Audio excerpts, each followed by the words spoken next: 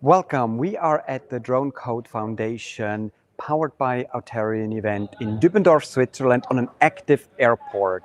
And we just finished our presentations and our flight demonstration.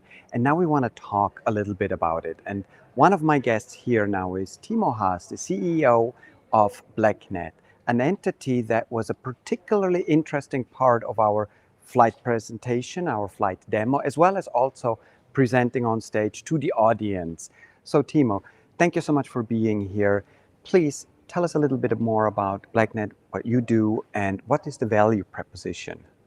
Okay, so we're at blackned, company medium-sized, about 100 people in size. We focus on communications normalization and communications middleware solution to allow different use cases, different end users, different solutions, having a normalized communication field to avoid the stress of specific communications.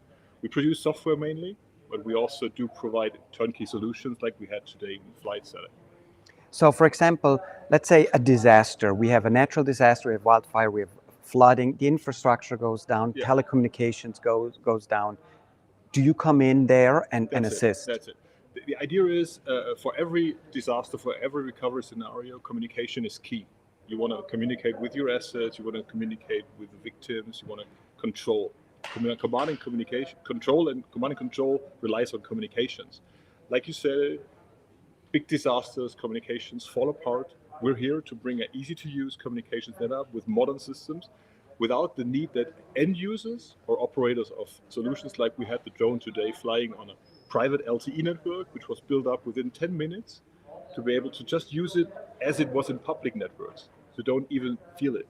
Easy to use, reliable networks based on modern communications technologies. So just to clarify, so you set up a device, an antenna in essence, and you created a local network, an LTE, 4G, potentially in future 5G network. Absolutely. And then we integrated other technologies in that network. So the idea is to get away that from that silo stovepipe, flying a drone is a miracle. Flying a drone is flight type-wise complicated, but it has to be distracted from the communications problems. So what we had out here was a small backpack solution with a commercial LTE network carrier, but privately operated. So private SIM cards, privately managed on-site, including all needed functions to run a disaster. Push to talk, push to video, messaging, chat, including video feeds from the drone, transporting video feeds from the drone to the users on the ground, getting all that set up within 10 minutes by Auterian, by the way. Our team was not even here when you set up the system. It was just get it out of the backpack, set it up. You need a live comms network where you can have video streams from the drone, you can control the drone, you can interact with the drone, and you have a full set of features outside.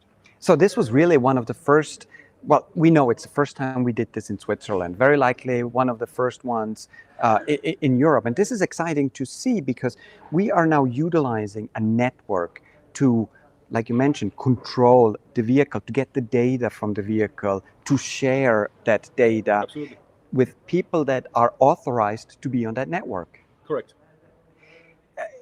I'm still mind blown because for so many years we've been used to having a ground control station, and that ground control station has to be within connectivity distance to that flying device.